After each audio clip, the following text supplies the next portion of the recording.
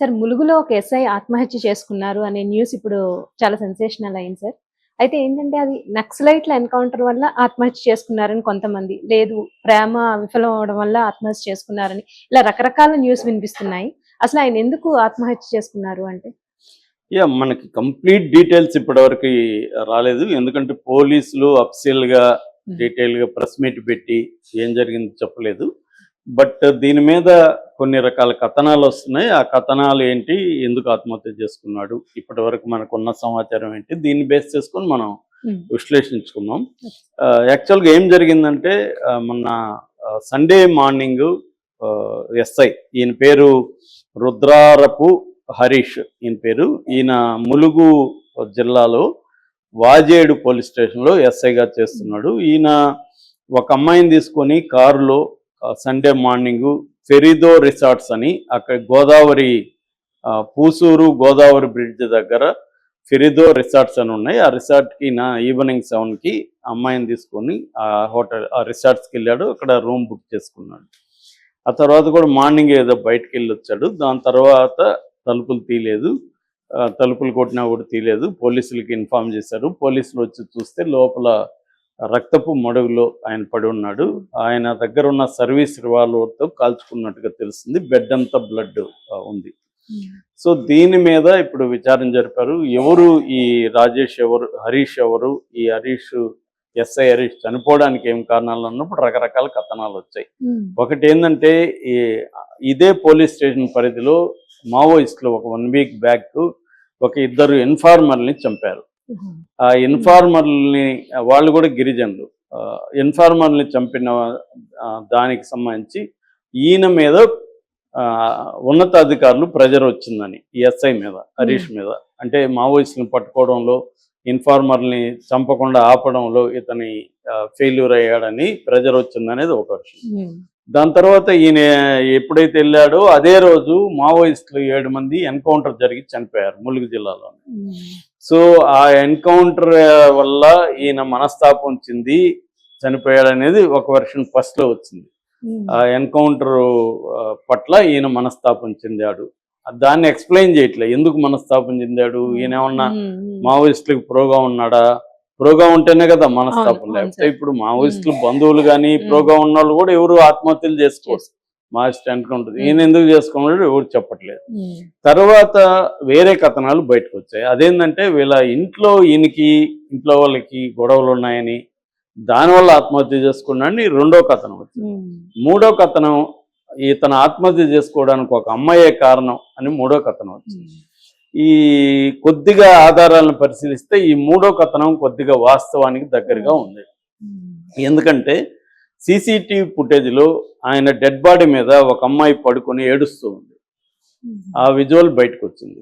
రెండోది ఈయన అమ్మాయిని తీసుకొని వెళ్ళాడు, బుక్ చేశాడు రూమ్, అమ్మాయి అతనితో ఉంది. సో దీన్ని బేస్ చేసుకొని విచారిస్తే ఈ సోషల్ మీడియాలో ఒక అమ్మాయి పరిచయం అయింది. ఆ అమ్మాయితో ఇతనికి స్నేహం మొదలైంది. ఈ క్రమంలో వాళ్ళ ఇంట్లో వాళ్ళు ఒక అమ్మాయిని 10 రోజులకు ముందే పెళ్లి చూశారు. అది 6వ తేదీ నిశ్చితార్థం కూడా ఉంది, ఈ నెల 6వ తేదీ.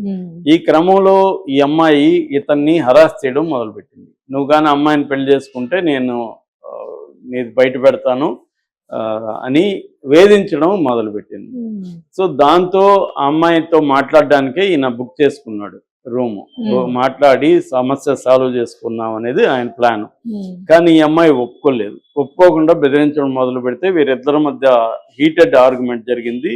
ఆ హీటెడ్ ఆర్గ్యుమెంట్లో ఈయన స్పర్ ఆఫ్ ద మూమెంట్లో గన్ను తీసుకొని కాల్చుకునేసాడు అనేది కథనం ఇప్పుడు లేటెస్ట్గా. ఇది కొద్దిగా వాస్తవానికి దగ్గరగా అనిపిస్తుంది. ఎందుకంటే ఆ అమ్మాయి రావడం, అమ్మాయి శవం మీద పడి ఏడుస్తుండడం అనేది. ఇప్పుడు ఆ అమ్మాయిని కూడా అదుపులోకి తీసుకున్నారని చెప్తున్నారు.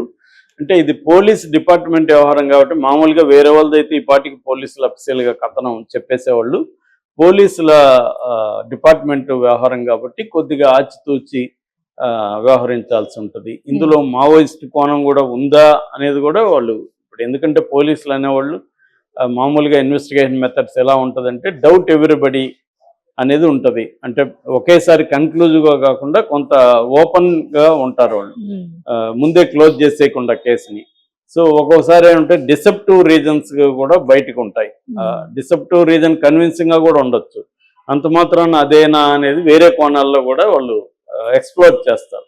అందుకని ఇప్పుడు వాళ్ళ ఫోను తర్వాత వీళ్ళిద్దరి మధ్య ఎలాంటి చాటింగ్ జరిగింది, ఇంకా అవసరమైతే ఫోన్ రికార్డ్స్, కాల్ రికార్డ్స్ ఇవన్నీ సంపాదించడం. అట్లాగే వాళ్ళ ఇంట్లో వాళ్ళకి ఏమన్నా విషయాలు తెలుసా, ఈయన ఏమన్నా చెప్పాడా, ఈయన బలవంతంగా వాళ్ళ ఇంట్లో వాళ్ళు ఫోర్స్ చేశారా అమ్మాయిని పెళ్లి చేసుకోమని. ఎందుకంటే కొత్తగా ఇంటి నిర్మాణం కూడా జరుగుతుంది. వీళ్ళ ఊరు కొత్తపల్లి మండలంలో వెంకటేశ్వర్లపల్లి, జయశంకర్ భూపాల్ జిల్లా అన్నమాట. అక్కడ కొత్త హౌస్ కూడా వీళ్ళది కన్స్ట్రక్ట్ అవుతుంది. అంటే ఒక పక్క పెళ్లి లోపల హౌస్ ని ముగిద్దాం అన్న ప్లాన్ లో జరుగుతుంది. సో అంటే కొత్త పెళ్లి చేసుకుని కొత్త ఇల్లు నిర్మాణం ఇలాంటి ఒక దశలో ఈయన మామూలుగా అయితే ఆత్మహత్య చేసుకునే పరిస్థితి లేదు. సో ఈ అమ్మాయి ప్రెజర్ వల్లనే ఆయన ఆత్మహత్య చేసుకున్నాడు అనేది కన్విన్సింగ్ గా ఉంది. లేదు పోలీసులు ఏమన్నా దాచిపెట్టి అసలు విషయాన్ని ఈ అమ్మాయితో లింక్ చేసి ఇచ్చేస్తున్నారా, పోలీసుల ప్రెజర్ వల్లే, అధికారుల ప్రెజర్ వల్లే ఆత్మహత్యలు చాలా కూడా జరుగుతున్నాయి. అధికారుల ప్రెజర్ వల్ల కూడా ఆత్మహత్యలు చేసుకునే సంఘటనలు ఉంటాయి. ఏదేమైనా కన్క్లూజివ్ ఎవిడెన్స్ అనేది ఇప్పటి వరకు దీంట్లో వచ్చినట్టుగా లేదు. కన్క్లూజివ్ ఎవిడెన్స్ వచ్చినాక పోలీసుల ఇది వస్తుంది. అట్లాగే దానికి ఒకవేళ ఏమన్నా తల్లిదండ్రులు, బంధువులు లేదు ఇది ప్రెజర్ వల్లే అయిందని చెప్పడానికి వాళ్ళ దగ్గర కూడా ఆధారాలు ఉండాలి. ఎందుకంటే ఇతనేమన్నా తన ప్రెజర్ వాళ్ళ ఇంట్లో ఎవరితోనో షేర్ చేసుకుంటాడు కదా, నాకు ఇట్లా అధికారులతో ప్రెజర్ ఉంది. జనరల్ గా ప్రెజర్ ఉంటుంది. ఎందుకంటే ఒక మావోయిస్టులు మళ్ళీ తెలంగాణలో ఎంటర్ అయ్యి ఒక ఇద్దరు ఇన్ఫార్మర్ని పేరుతో గిరిజనులు చంపారంటే ఖచ్చితంగా ప్రజాప్రతినిధులు అందరూ కూడా పోలీసుల మీదనిగా మీరు ఫెయిల్యూరు, మీ వల్ల ఇలాగ జరిగింది, రేపు పొద్దున వాళ్ళు ఇక్కడ బలపడితే మాకు ఇబ్బంది, ఇవన్నీ ప్రెజర్స్ అనేవి ముఖ్యంగా మావోయిస్ట్ ఏరియాల్లో పోలీసుల మీద తీవ్రమైన ఒత్తిడి అన్ని వైపుల నుంచి ఉంటుంది అన్నమాట. ఒక పక్క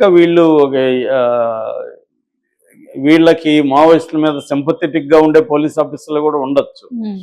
అలాంటి వాళ్ళకి ఏంటంటే ఇబ్బంది ఉంటుంది అటు ఇది. ఇప్పుడు ఏంటంటే ఈ ఎన్కౌంటర్ కూడా పట్టుకొని వాళ్ళని కొంతమంది విషం పెట్టి అంటే మత్తు పదార్థం ఇచ్చి కలిపి వాళ్ళని ఆ తర్వాత ఎన్కౌంటర్ చేశారనే ఇది కూడా వస్తుంది. హైకోర్టులో కేసు కూడా నడుస్తుంది దీని మీద. సో దీనికి ఏమైనా లింక్ ఉందా అనేది కూడా మనమైతే ఇప్పుడు కొట్టిపారేయలేము. ఉన్నంతలో కన్విన్సింగ్ థియరీ అయితే ఇది కనిపిస్తుంది. ఎందుకంటే అమ్మాయి వెళ్ళడం, అమ్మాయి చనిపోయినాక వచ్చి మామూలుగా తను కాల్చుకున్నాక అమ్మాయి చెప్పాలి కదా, అదేం చెప్పకుండా అమ్మాయి పారిపోవడం.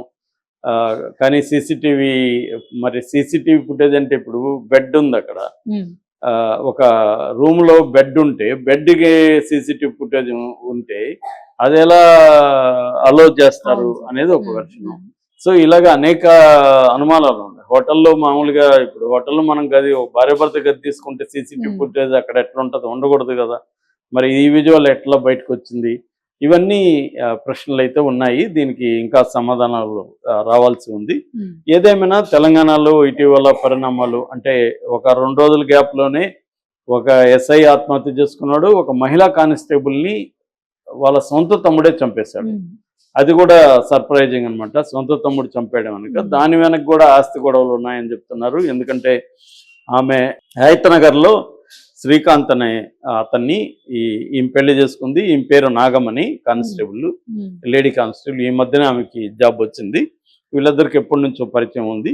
వీళ్ళకి అమ్మ నాన్న లేకపోతే వాళ్ళ తమ్ముడు పరమేశ్ ఈమెను హెల్ప్ చేసి చేశాడు. అయితే ఈమెకు వారసత్వంగా వచ్చిన ఆస్తిని తమ్ముడికి ఇచ్చేసింది. ఈ లోపల ఆమె పెళ్లి, అంతకుముందు ఒక పెళ్లి జరిగింది ఆమెకి, ఆ పెళ్లి విడాకులైంది. ఈ సందర్భంగా ఆమె మన వారసత్వ ఆస్తిని తమ్ముడికి ఇచ్చేసింది. ఇప్పుడు 2వ వ్యక్తిని పెళ్లి చేసుకునింది. ఈ మధ్యన వాళ్ళు హైతనగర్లో కాపురం పెట్టాడు. ఇప్పుడేమో ఆమె నా ఆస్తి నాకు కావాలి, నా వాటా కావాలని తమ్ముడిని